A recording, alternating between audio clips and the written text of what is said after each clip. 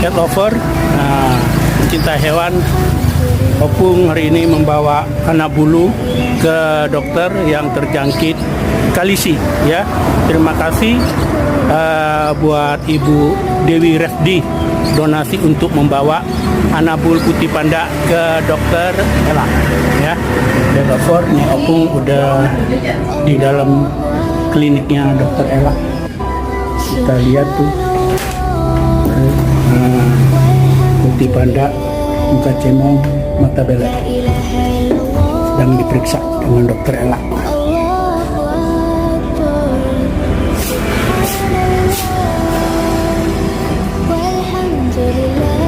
Terima kasih Ibu Dewi Resdi, ya, untuk donasi pengobatan putih panda.